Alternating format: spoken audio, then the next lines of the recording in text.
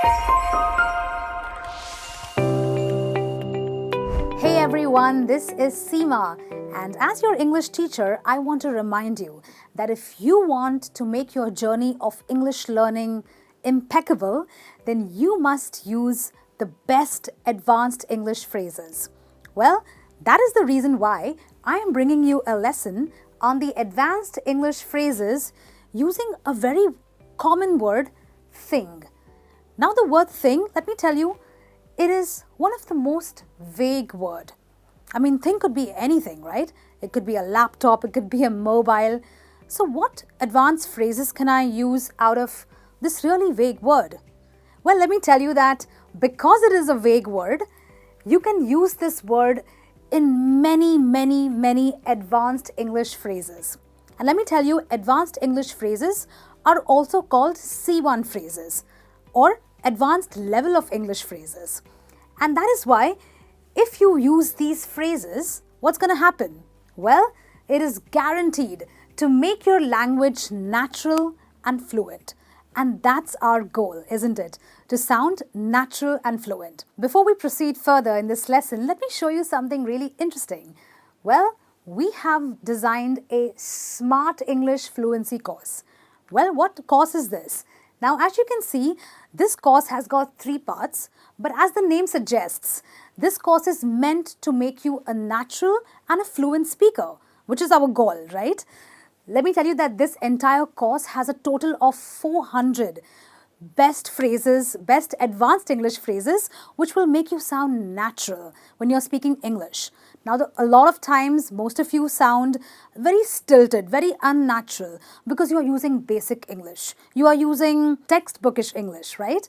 But with this course, you will sound natural because this entire course is designed to help you speak naturally and fluently. Well, this course has got 3 parts, as you can see. The first 2 parts are done by my fellow trainers, Niharika and Christine, and I've brought to you the 3rd part of this course. But don't forget to know more about this course by clicking onto the link in the description of this video. All right? Well, that's about learning English the more natural way.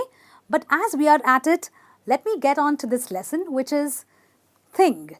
And our first phrase for thing is having a thing about something.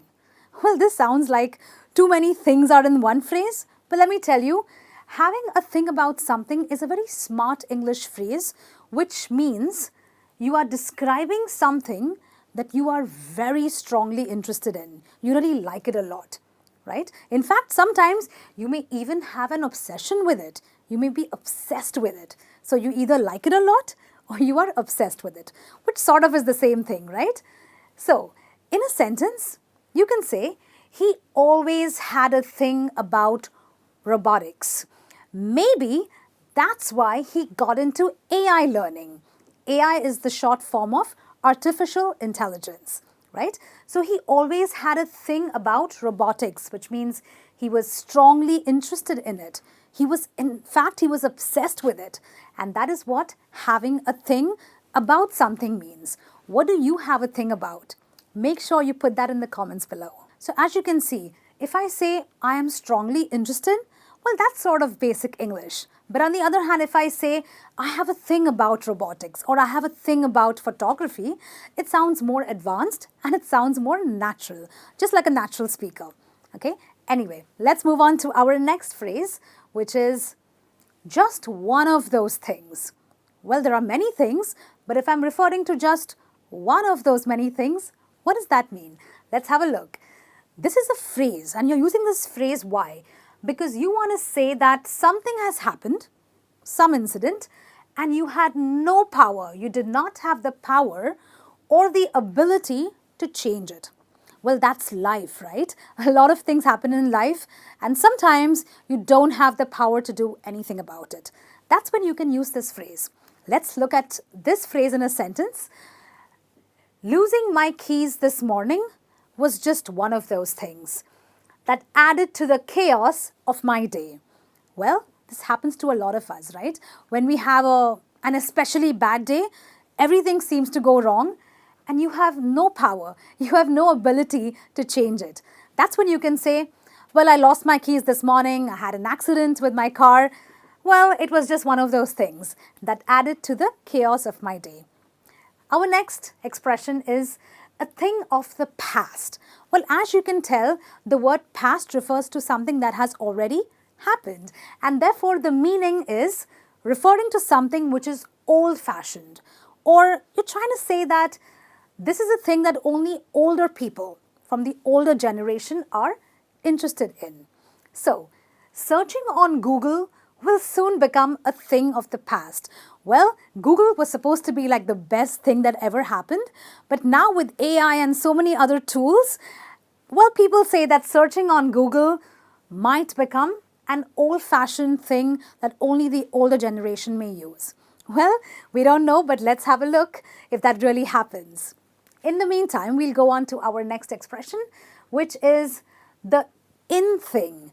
Now, I have put in inverted commas because in refers to something very unique over here. What does it refer to? It refers to something that is fashionable or very trendy.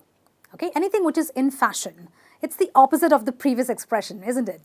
Anyway, in a sentence you could say, in the 90s, high-waist, hipster-styled pants were the in thing. Okay, well, in the 90s, these were some kind of pants where you sort of wore them all the way up to your upper waist, and they were fashionable, they were trendy. So in other words, they were the in thing. Well, what is the in thing right now? I'm not very sure, but if you know, please put them in the comments below. We'll look at our next expression, which is for one thing. Now, let me tell you that this phrase, it does not really have its own meaning. It has no meaning of its own. However, it is used at the beginning of a sentence. It's sort of a transition phrase, and it's used at the beginning of a sentence to give a reason for something. So when you're explaining something, as you want to start giving a reason, you've got to start doing that by using this expression. How do you do that? Let's have a look. I won't be watching the match at the stadium.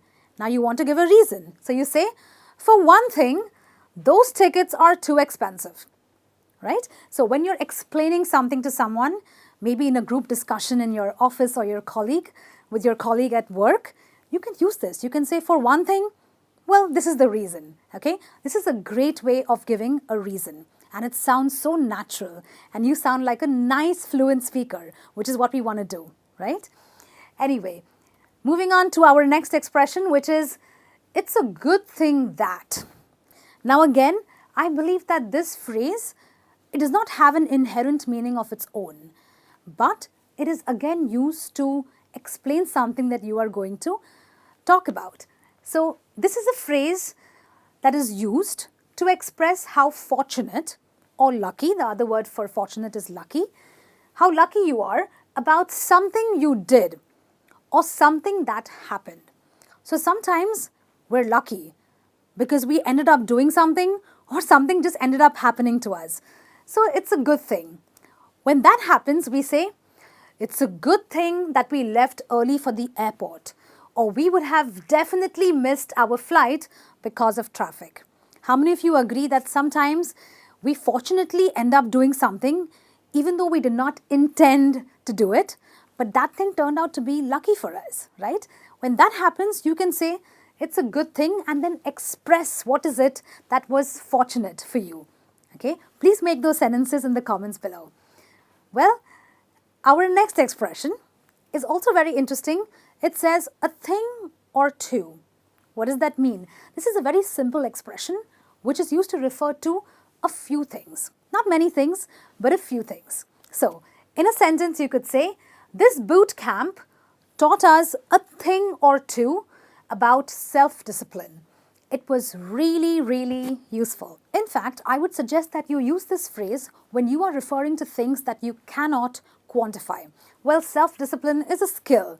You can't really quantify what you've learned about it. That's when you will use this phrase, which sort of talks about everything that you've learned about self-discipline. Well, these are our expressions with the word thing in it. Are these not interesting phrases? Well, you must use these expressions. You know why?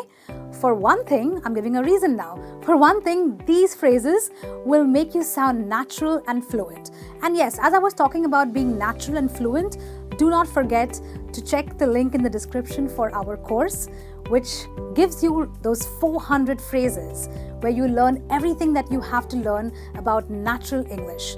So go ahead, learn natural English and sound like a native speaker and speak naturally. I'll see you back with some more lessons. Until then, this is me saying bye.